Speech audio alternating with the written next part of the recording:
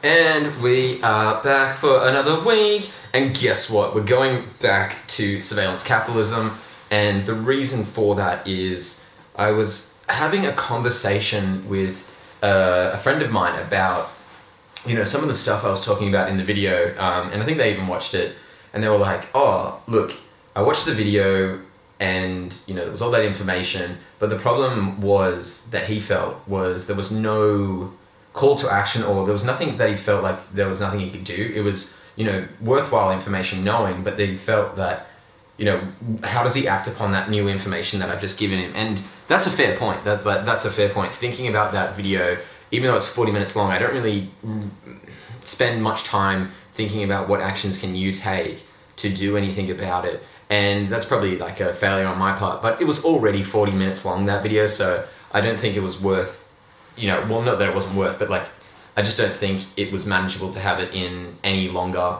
for that video. So I'm making this as a bit of an addendum and a little bit of a continuation and companion piece for that original video, which kind of talks more about, was going to be more about what you can do and, on an individual level, and then for a more policy and in a more policy setting and stuff like that.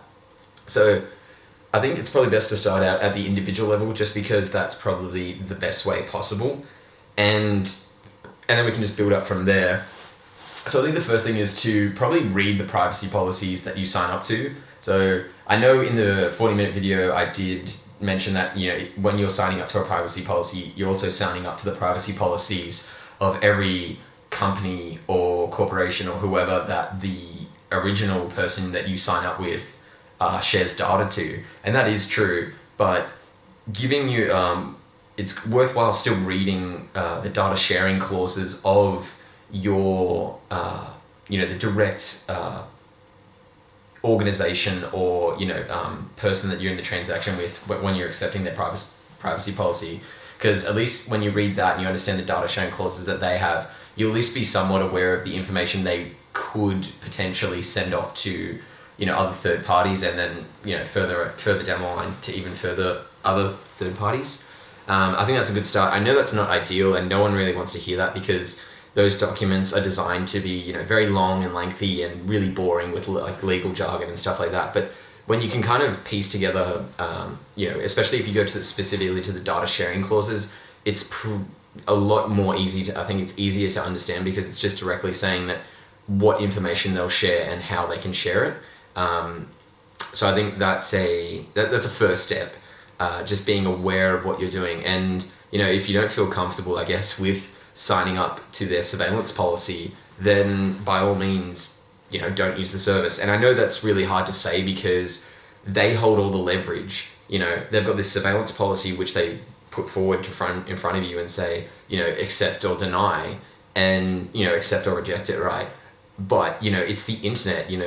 If you're going to decline every surveillance policy, you're pretty much cutting yourself off the internet, which in this current, world that we find ourselves in, ever interconnected digitally, that's just really not a sustainable thing. So I think, being aware of what it is being sent out, or what information is being gathered and what is being sent out, sent to third parties, is a great start. Another thing you can do in regards to, geo-monitoring, monitoring your location and stuff like that, either whether it's, the apps themselves, or if it's, shopping complexes and shopping malls tracking you via the Bluetooth the Bluetooth signal emitters, and same thing with the Wi-Fi and signal emitters. What you can do on your phone is turn off, make sure to turn off location services whenever you can, whenever you're not using it, and also turn off your Wi-Fi and your Bluetooth. Not just don't be not connected to something, because even if it's not connected, you still have to it can still find things. So at the moment, you might not be able to see, but I've got my Bluetooth on at the moment. So if I was walking in a shopping complex, they could pick me up at the moment, but if I turn it off, it's okay. And you might be like, well, how do I know they know it's me, right? Well, this is an iPhone, but I'm sure it's pretty much similar to an Android, where if you go to General and then you go to the About section, which is up the very top, you'll find that your you'll see that your phone serial number is there. That's something they scrape. But also, if you scroll down to the bottom, you'll find that you have your Wi-Fi address for your device and your Bluetooth address for your device, which are the IDs that they scrape to pretty much, do what they do. So make sure to turn off to make sure to turn off the Wi-Fi so that you're not searching for Wi-Fi networks whenever you're not, using it. Like if you've still got, if you've got a mobile plan, you're still getting 4G or 5G or whatever, so you don't really need to use their Wi-Fi. And I have a 40 gig plan on my, a 40 gig monthly plan. So every, month I get 40 gigs of data usage on my phone from, the phone carrier. And they normally send you a message when you've used half of your allowance. And I have never even experienced that once. In fact, I was trying to, at one point, find a cheaper plan that offered me less data so that I could pay less, but the one I'm currently on is pretty much the cheapest one you can get. The only one lower is if you're willing to go to 2 gigs, which probably is not workable for me in the current arrangement, but 40 gigs is way too much, and I never use it. So there's no real need for you to ever be searching for Wi-Fi outside your house, really. I feel I just don't really see the point or necessary purpose for it. Bluetooth, same thing, I know people will have Bluetooth earphones and stuff like that, but that's the cost of, unfortunately, that's the cost of the world we live in. If you want to use them, then you're probably getting tracked by that. And I guess these kind of things that strategies or tactics that you can use to limit your digital profile and your digital footprint for them to scrape. It's not perfect, and really in many respects it's kind of ridiculous that you have to turn these things off yourself and you have to make the effort. But until regulation and the laws catch up in your country, you're kind of stuck. And that leads me to my next kind of major overall point, which is about policy and things like that.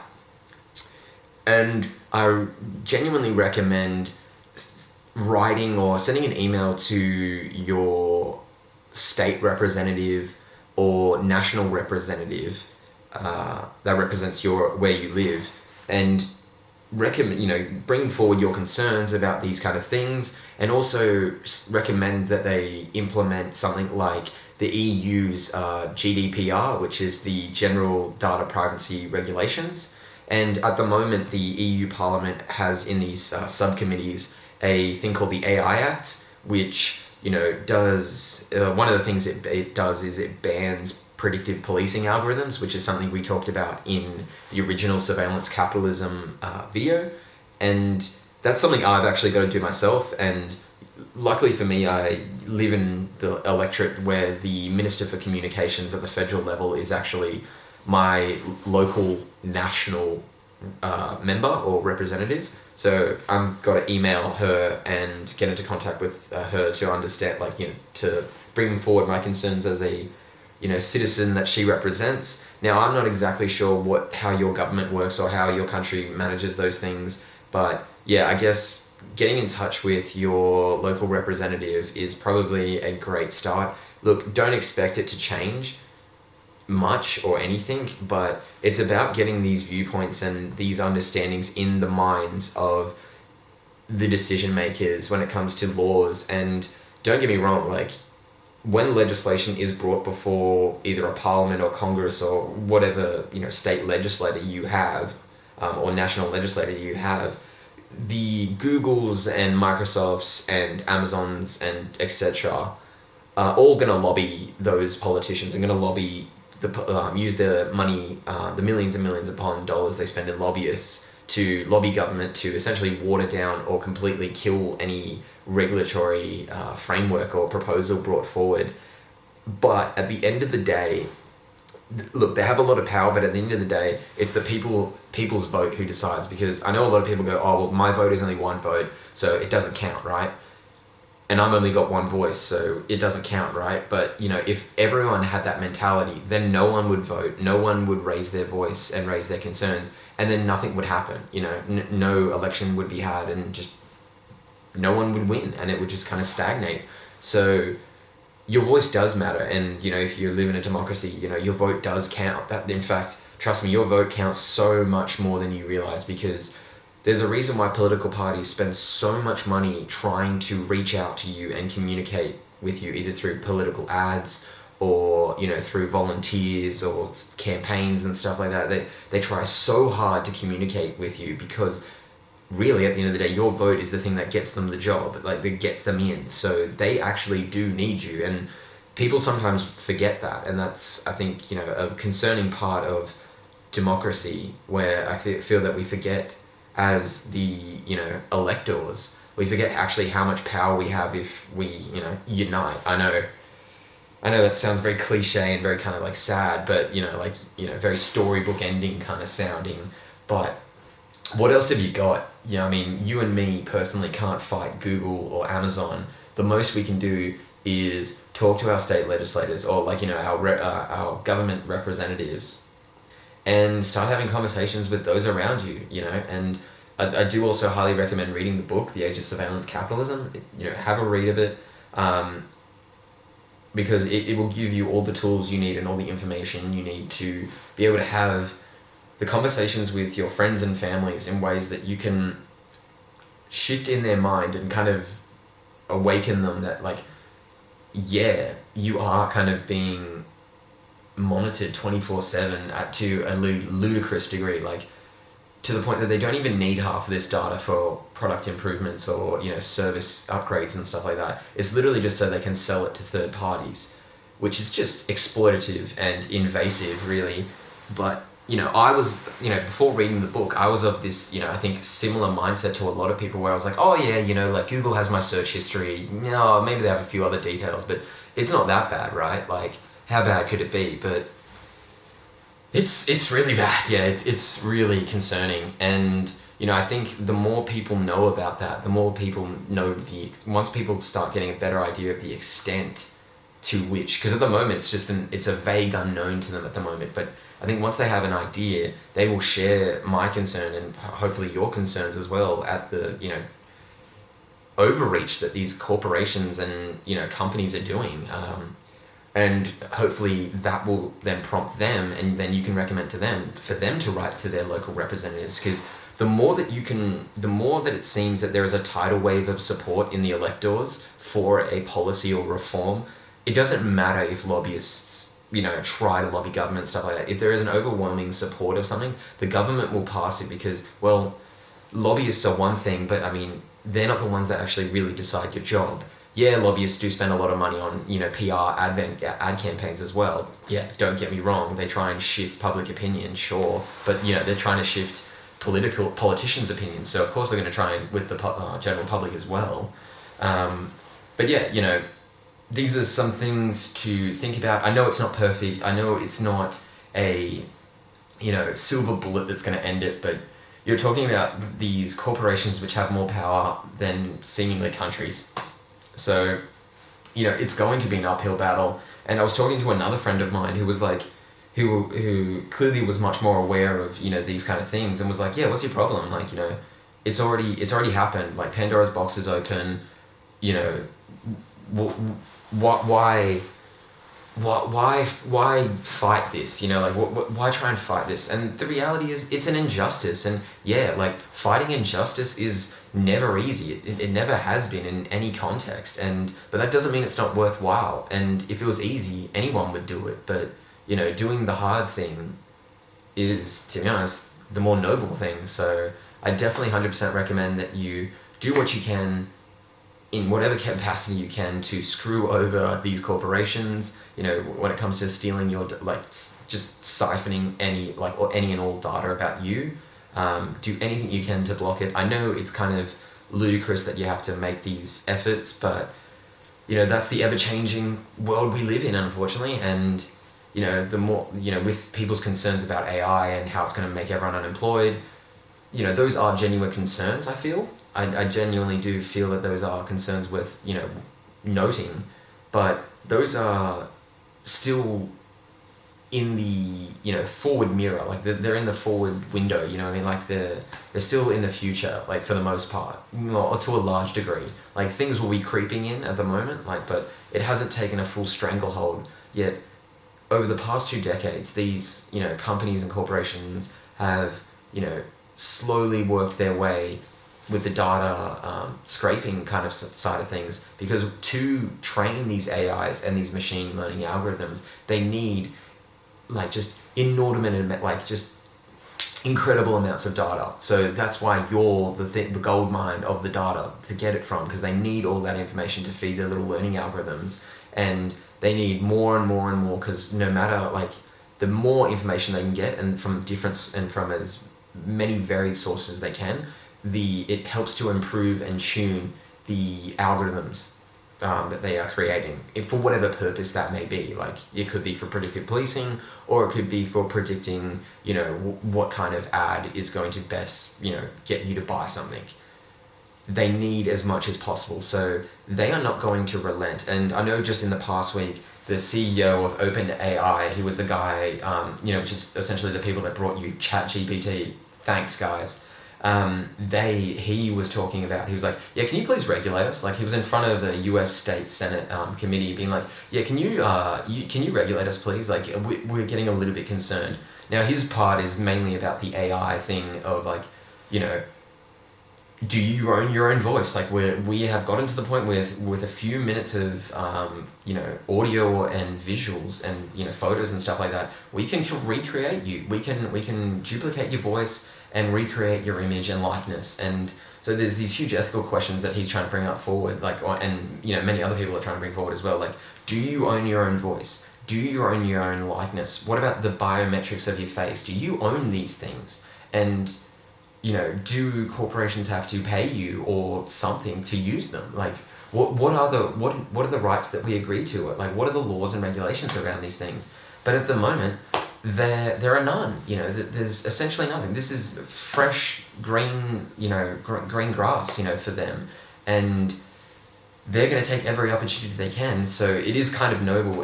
I've got to give it to him in some respects. It is a bit noble of him to come out and say, "Hey, you need to regulate us," because you better believe Microsoft and Google and Amazon and many of the other big tech companies are not going to be so forward thinking when it comes to the ethical considerations and implications of the technology that they're developing, which is crazy considering the amount of trust that we put into them. But that's just the way the cookie crumbles, unfortunately. So, one last thing. Sometimes having read the book, sometimes I feel like I'm going crazy, and then I'm like, no, Jordan, calm down, everything's going to be okay. But then I saw this this new TV that has been brought out called Telly, Telly.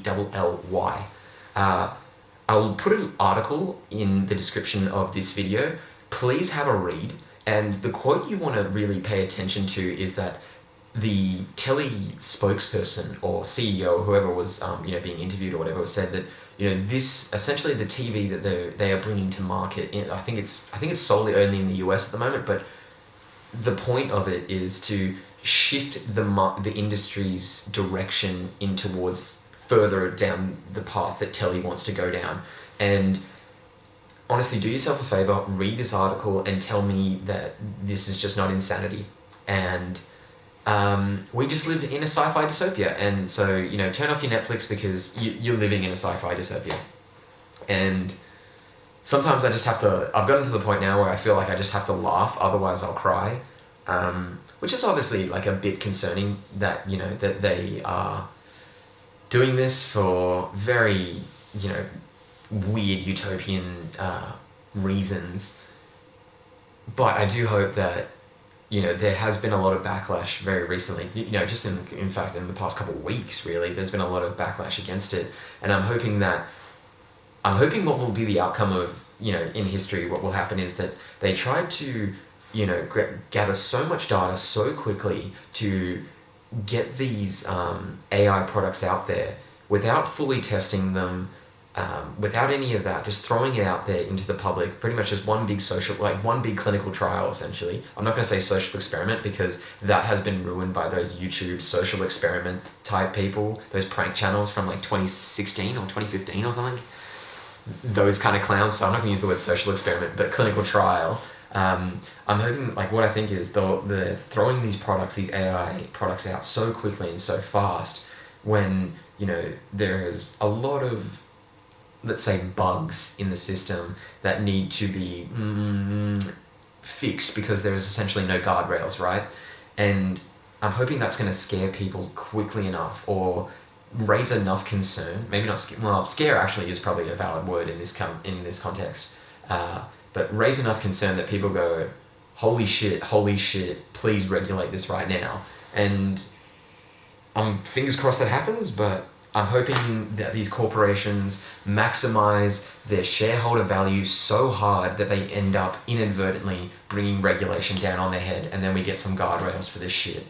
Because honestly, that is the silver lining that we can hope for. And to be honest, the silver lining we have to fight for. So, like I said, do the individual things that, like, you know, on your own devices, and, you know, read the privacy policies. Then contact or email your local representatives, whether that be a state or national level. Do that, and have the read of the article I'm gonna link in the description, because, man, real eyes wide open type shit. But thanks once again. I know I always forget to do this, but please like, share, and subscribe, or follow, and all that jazz. And, you know, leave a question, or share this with a friend, or share the first video with a friend and then share this one afterwards. You thought you were getting away with it, 40-minute video? It's like, nah, dog, here's another 15. But either way, look, thanks so much, and thanks, Matt, for the great advice, because you have been the first person to actually give me a question or future feedback to make a video from. So thanks. Thanks, bro.